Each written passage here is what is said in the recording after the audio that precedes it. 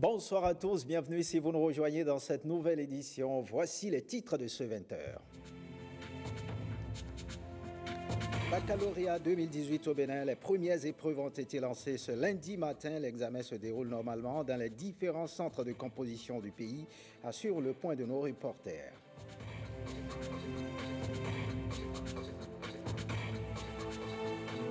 Bonne gouvernance, un séminaire a réuni les cadres du ministère du Travail et de la fonction publique autour du sujet. L'objectif est de faire cultiver les valeurs citoyennes pour une meilleure gouvernance du Bénin.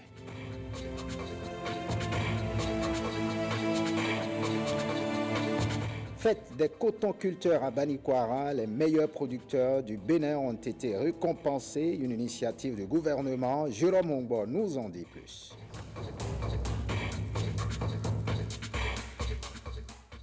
Bienvenue si vous nous rejoignez. Les épreuves écrites du baccalauréat session de juillet 2018 ont démarré ce lundi au Bénin. C'est à Tori, dans le département de l'Atlantique, que les ministres des enseignements secondaires et techniques et celui de l'enseignement supérieur ont procédé au lancement officiel de cet examen national. Enoch Okwati et Wenselsa Sawaïmon.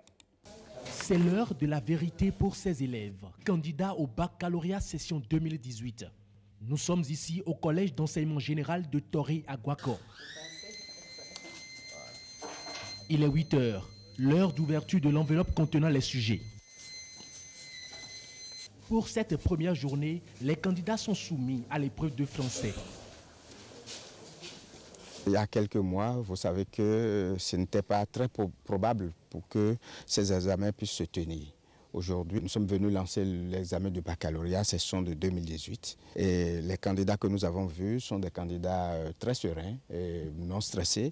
Et des candidats qui apparemment sont sûrs d'eux et qui sont convaincus qu'il ne s'agit pas d'un concours, mais plutôt d'un examen. Tout est prêt pour que notre bac soit bien fait pour l'année 2018 comme d'habitude. Et ce que nous sommes venus voir nous encourage et montre qu'il y a eu de la détermination, aussi bien du côté des professeurs qui ont permis que l'année soit terminée et de la détermination au niveau des candidats qui sont venus tous pratiquement pour composer. Cap ensuite sur d'autres salles de classe de composition pour galvaniser ces candidats. Au total, 392 candidats composent dans ce centre. Le superviseur et moi, nous étions venus trop tôt pour voir si toutes les conditions sont remplies pour que le bac se déroule dans de bonnes conditions. Et à cet effet, nous avons compris que toutes les salles ont été bien arrangées, tout a été aménagé. Et aujourd'hui matin, les épreuves ont démarré comme il se doit. Pour nos jeunes frères, nos jeunes sœurs, nos enfants, je voudrais leur demander d'être sereins, de garder tout leur calme et que ça se passera très bien. C'est un examen, on veut juste le candidat qui réunit la moyenne, ce n'est pas un concours. Les ministres ont profité de l'occasion pour féliciter tous les acteurs impliqués dans l'organisation du baccalauréat pour le dispositif mis en place. Selon eux, les résultats seront disponibles 21 jours après les compositions puisque la rentrée scolaire 2018-2019 est prévue pour le 17 septembre 2018. 19 924 candidats composent dans le département de l'Ouémé. Elles sont 6 823 filles contre 13 101 garçons à rechercher le précieux sésame pour les études supérieures. Le lycée Tofa 1er a abrité le lancement officiel présidé par le préfet Joachim Apiti, Emilienne Fayomi et Patrick Himavo. Malgré la pluie de cette matinée, les candidats au baccalauréat sont arrivés tôt dans leurs centres respectifs. Dans la cour du lycée Tofa 1er qui a abrité le lancement départemental de l'Ouémé, la cour était entièrement sécurisée. 30 candidats dans chaque salle. Les premières consignes ont été données aux surveillants avant le top de la première épreuve. Ce centre est affecté aux candidats de la série A. La seule chose que nous vous demandons, c'est d'être beaucoup plus concentrés sur vos copies. À partir de cet instant, soyez concentrés, ne soyez pas du tout stressés, lisez vos épreuves. Les épreuves que vous aurez tout à l'heure, il faut correctement les lire et les relire. C'est une évaluation, vous en avez déjà l'habitude. De la composition, veuillez relire votre copie. Prenez au moins 2 minutes pour relire ce qui a été écrit. Ne soyez pas pressés. Une fois encore, soyez concentrés. Au CG Agbokou, deuxième chute de la délégation municipale et préfectorale, 875 candidats sont ici inscrits, soit 35 dans 25 salles. Ce centre est réservé à la série B. De cette journée, nous avons pris les dispositions pour ne pas être envahis par les parents d'abord. C'est la première disposition, nous avons sécurisé les lieux. C'était très important au début, les parents voulaient entrer, nous avons pris les dispositions et tout le système éducatif nous a aidés. Le DDEPS est là et je crois que chacun a joué sa partition pour que ça se passe dans les meilleures conditions. Interdiction formelle de garder les sacs par devers soi dans la salle, ni les portables, et ceux des surveillants sont consignés au secrétariat. Le directeur départemental est ferme. À toute infraction équivaut sa peine. Je les invite à la sérénité et qu'ils mettent la qualité dans la rédaction. Le baccalauréat, c'est une synthèse de qualité et on n'écrit pas au hasard. On écrit avec précision. Donc c'est ce conseil-là que je tiens à leur donner. Et puis, pour les parents, je leur demande de suivre les enfants et de veiller à ce que les enfants n'aillent pas en salle avec les portables, parce que c'est une infraction quand nous découvrons des portables chez les candidats. Et les surveillants de salle, il faut de la fermeté. Les instructions ne sont pas négociées. On ne change pas de registre. Baccalauréat 2018 dans le littoral. C'est le CG Saint-Rita qui a été choisi par le préfet Modeste Obola pour le lancement officiel de cet examen. Lenaï Kawazao et Daniel Ada. Il pleuvait des cordes quand le préfet du littoral a fait son entrée au CG Saint-Rita de Cotonou. Tout comme lui, le maire par intérim de la ville a aussi bravé Dame Nature. Les deux autorités sont venues procéder au lancement officiel de la phase écrite du baccalauréat, session de juillet 2018. Avec beaucoup de joie que nous avons lancé malgré la pluie. C'est une bénédiction. Et je constate que tous les élèves ont pris vraiment leurs dispositions pour être là, bien avant que la pluie ne soit vraiment, on peut dire, sérieuse. L'année passée, le département littoral a été le premier au bac sur le plan national. Et notre souhait, c'est que cet exploit soit réédité. Donc il était important pour nous d'encourager les candidats au nom du gouvernement. Malgré la météo, c'est-à-dire la pluie, nous avons constaté que tous les candidats étaient déjà dans le centre dès les premières heures de la journée. Donc c'est dire que notre souhait est que nous ayons de très bons résultats pour que l'année scolaire 2017-2018 soit définitivement positive. Au total, 14 993 candidats composent dans 19 centres répartis à travers le littoral. Pour le directeur départemental des enseignements secondaires, l'organisation du baccalauréat de cette année a été un défi. Organiser les examens après 4 mois de grève, ce n'était pas donné. Le gouvernement a relevé ces défis et c'est le moment pour nous de remercier le gouvernement pour tous les efforts consentis. Concentration et sérénité au niveau des candidats. Que cette pluie qui inaugure les compositions soit porteuse de succès. Eh bien, dans le mono, 5254 candidats subissent les épreuves écrites de l'examen du baccalauréat dans 8 centres. Le préfet du département a donné le top à cet examen. Arif Hachina nous en parle. Regardez. Le préfet du mono comme Lancès Rosy s'ouvre ici l'enveloppe visiblement sécurisée. L'épreuve de français se dévoile et est mise à la disposition des candidats. Le top est donc lancé. Le bac 2018 dans le mono démarre sous de bons vœux. C'est le grand jour aujourd'hui. Mais vous devez savoir que c'est un examen qui vous ouvre les portes des études universitaires. Je vous souhaite une bonne chance et appliquez-vous bien. Gardez votre sérénité. Je souhaiterais vivement occuper le premier rang sur le plan national. Au CEP, au BPC, au bac.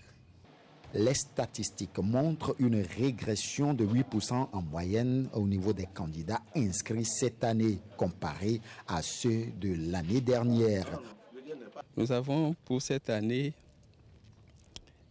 1600 10 candidates, 3644 candidats pour un total de 52-54, c'est-à-dire 5254 contre un taux d'inscription de 5727 l'année passée, soit 473 candidats en moins, avec un taux de régression de 8,25% cette année. Après le CEG 1 de l'OCOSA, la délégation préfectorale a sillonné plusieurs autres centres de composition dans le département. Direction le septentrion du pays, dans le Borgo à Libori, plus de 14 000 candidats passent les épreuves du baccalauréat cette année. Le coup d'envoi des compositions a eu lieu au lycée Mathieu Bouquet de Paracourt. Ronald Robinson et Giscard Povy nous en parlent. Lycée Mathieu Bouquet, 7h40, tout est en place pour le démarrage du baccalauréat session de juillet 2018, à part quelques surveillants qui recherchent encore les classes. 8h10, enfin, tout rentre dans l'ordre.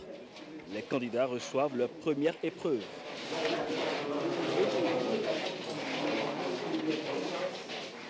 Ce matin, nous avons démarré avec la composition française. Pour les séries D, c'est 4 heures. Pour les séries G, naturellement, c'est 3 heures. Il n'y a pas d'irrégularité sur le plan sanitaire. Vous allez constater qu'il y a un agent de la santé qui est avec nous et la police républicaine, elle est là. 14 247 candidats, toutes catégories confondues, composent l'examen du baccalauréat dans le Borgo à Libori. Pour les autorités, l'année scolaire 2017-2018 est sauvée et les réformes portent déjà leurs fruits. Je voudrais donc, au nom du préfet du département de Borgo, remercier tous les acteurs de l'enseignement pour leur contribution au succès, disons, à l'aboutissement de l'année scolaire. Aujourd'hui, nous avons 14 247 candidats contre 14 775 candidats en 2017. Donc il y a une diminution de 528 candidats par rapport à l'année passée. Le président de la République a commencé par mettre en œuvre les réformes au niveau du système éducatif qui ont permis de mettre en place une synergie des acteurs et c'est l'explication. Nous avons travaillé ensemble pour améliorer les résultats qui étaient dans l'ensemble satisfaisants. Aux candidats, je crois qu'ils doivent jouer franc jeu. Franc jeu, c'est sauver les valeurs d'honneur, d'intégrité et de probité et recommandées par les fidélités de l'école. C'est dire qu'au Borgo, je souhaiterais zéro tricherie. Nous voudrions des citoyens accomplis et vertueux pour promouvoir le développement du Bénin. Parmi les 13 centres de composition prévus figure le CEG Hubert Maga. Les épreuves ont bien démarré. Pour le moment, aucun incident majeur à signaler. Une dizaine de séries composent pour le compte de ce baccalauréat dans le Borgo. On change de registre d'actualité ce soir, venu en qualité de représentant de l'Union Faire la Nation à ce congrès constitutif du mouvement Réveil patriotique. Le député de la majorité parlementaire, Louis Vlavono, a saisi l'occasion pour expliquer aux populations de la 15e circonscription électorale les motivations de son bloc à toucher la constitution béninoise. Louis Vlavono, au micro de Patrick Ayadji et Wences Sawaimo. Nous voulons que beaucoup de femmes viennent à l'Assemblée. Et comment? Comment? Nous le voulons sans heurts, parce qu'il ne faut pas aller contre les textes fondamentaux de notre République. Et comme il faut toucher les textes fondamentaux de notre République, il va falloir toucher la partie qui devient l'entrave nécessaire à lever. Nous devons alors modifier la Constitution pour permettre que les femmes viennent aussi nombreuses. Les hôpitaux ont besoin d'un plateau technique avéré. Nous avons besoin beaucoup d'écoles. Nous avons besoin d'eau, d'électricité dans nos villages, dans nos villes et campagnes. Est-ce que nous allons continuer à faire une élection en 2019, en 2020, en 2021, et ainsi de suite, où il faut dépenser chaque fois peut-être plus de 30 milliards chaque année pour faire des élections. Et si on économisait cela pour l'état de développement, est-ce que nous allons continuer à maintenir dans notre loi fondamentale des dispositions qui continuent d'aller contre nos accords internationaux? Est-ce que nous allons continuer de maintenir dans notre loi fondamentale que la peine de mort doit y figurer? Est-ce que nous allons continuer, malgré le vote du code pénal, que la loi fondamentale continue d'être à l'antipode d'une loi ordinaire? Il faut que nous allions à la Cour des comptes afin que l'impunité soit complètement dans ses retranchements les plus poussés, afin que les lois sur la corruption soient correctement appliquées. Il faudrait que nous nous serrions les coudes pour lutter et accompagner le président Patrice Talon pour pousser hors d'état de nuire tout ce qui sent la corruption. Et c'est pour cela que la Cour des comptes est nécessaire. Nous viendrons vous prendre la main dans la 15e circonscription où vous êtes assis pour expliquer que nous avons besoin de faire ces économies d'échelle afin de pouvoir construire ce pays qui nous est cher à nous tous. Un peu plus tôt, le mouvement Réveil patriotique est porté sur les fonds baptismaux, le nouveau creuset politique dans lequel se retrouvent les populations de Apakwa qui partagent les idéaux du gouvernement en place. Patrick Ayadji et Wansiasa Sanwaïmo ont suivi le congrès constitutif tenu ce samedi au stade René Pleven. Regardez.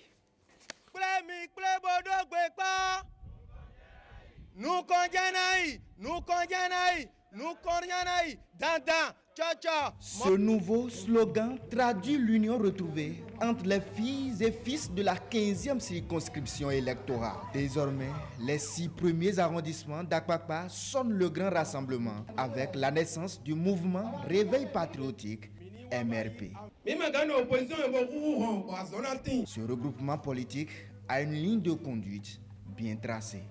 J'affirme ici et maintenant notre détermination à soutenir le président de la République dans ses actions entreprises pour le développement de notre pays.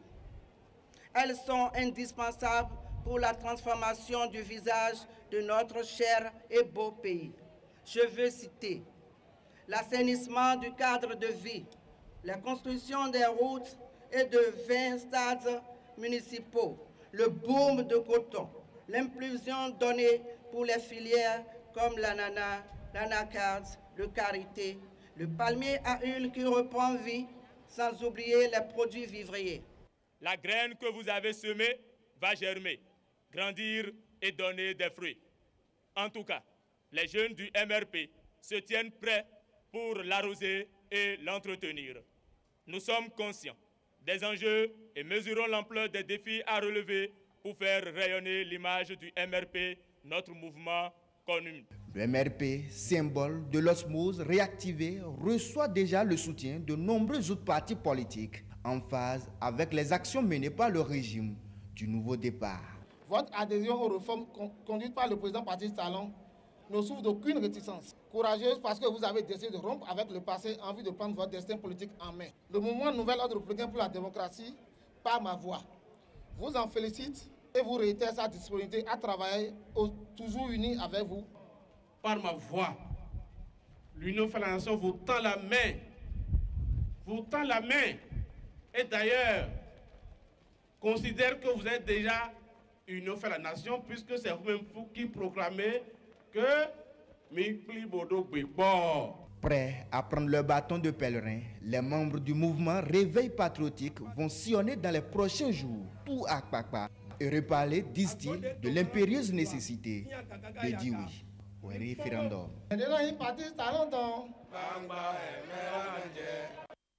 À Banikwara, les cotonculteurs étaient en fête le samedi 14 juillet pour la promotion de l'or blanc et pour inciter à davantage de production. L'association interprofessionnelle du coton AIC a organisé pour la seconde fois la récompense aux meilleurs acteurs du coton. La cérémonie s'est déroulée en présence des membres du gouvernement et des producteurs venus de tous les départements. Rosemont Tchapoué et Jérôme Mongbo. Toute peine mérite salaire. Ici à Banikwara, les meilleurs cotonculteurs sont récompensés par l'association interprofessionnelle de coton. Ici derrière nous, des matériels gracieusement offerts à ces derniers. La production de près de 600 000 tonnes de coton graines pour la campagne 2017-2018 donne la preuve du nouveau dynamisme retrouvé depuis l'avènement du président Patrice Talon à la tête du pays. Cette deuxième édition de la fête des cotonculteurs est une occasion pour le gouvernement et l'association interprofessionnelle du coton AIC de récompenser les meilleurs acteurs pour de meilleurs rendements. Cette deuxième célébration à l'aide de la rupture doit être perçue comme un nouvel appel à vous lancer à l'effet de produire davantage notre précieux or blanc de manière à booster substantiellement l'économie de notre pays. Et c'est donc le lieu de vous engager à vous mobiliser plus que par le passé autour du programme d'action du gouvernement en vue de sa réussite parfaite. 195 lots ont été gratifiés au total, à savoir au plan national, la meilleure coopérative villageoise de production cotonnière, CVPC, avec un rendement supérieur à 5 000 tonnes. 2 CVPC par département avec une production supérieure à 5 000 tonnes. Les 5 meilleurs producteurs, dont au moins une femme ayant les niveaux de production les plus élevés. Un meilleur producteur par département ayant obtenu plus de 5 000 tonnes et les 2 meilleures productrices dans chaque zone nord ou sud. Au plan communal, 3 producteurs dont au moins une femme ayant un taux de récupération de crédit intrant supérieur ou égal à 99%, soit au total 176 lauréats dont 19 CVPC.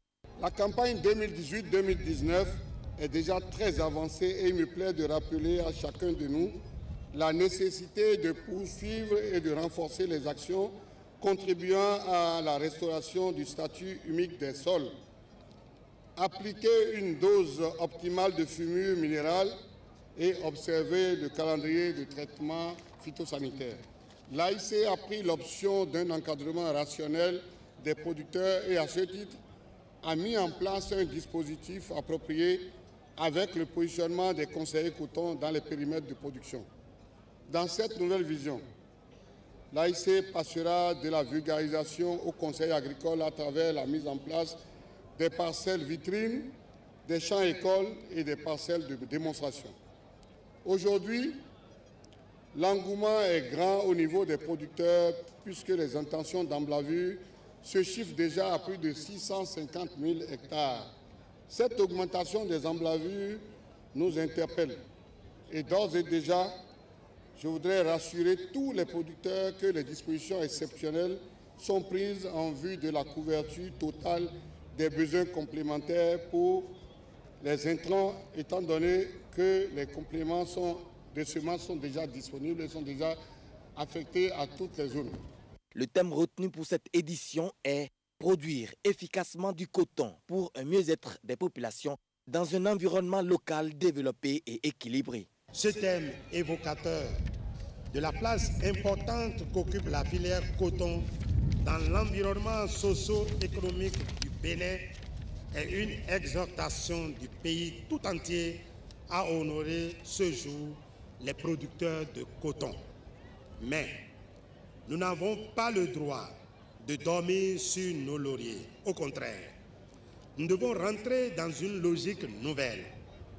Déjà, la campagne 2018-2019, nous venons de franchir la barre de 606 000 hectares semés à la date du 10 juillet.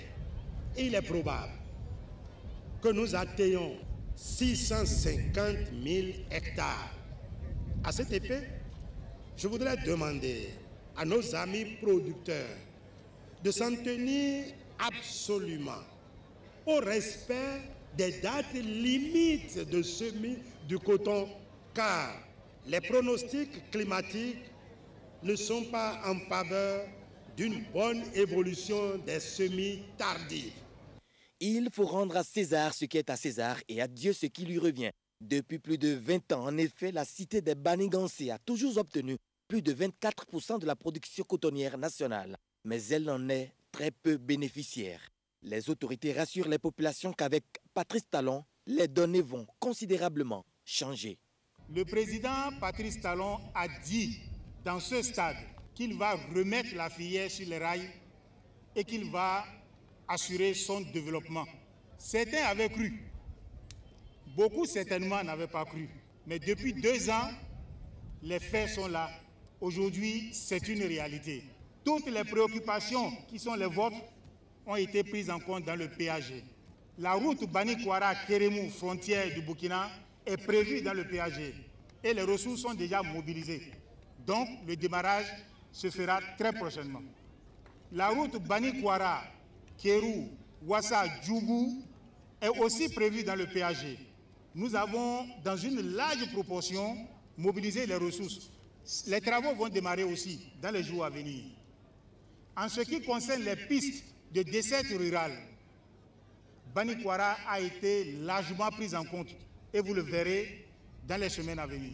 Le président Patrice Talon est aujourd'hui le seul sauveur capable de sortir notre commune Bani-Kouara de son état actuel à travers la mise en œuvre effective des différents projets du PAG concernant la commune de Bani-Kouara.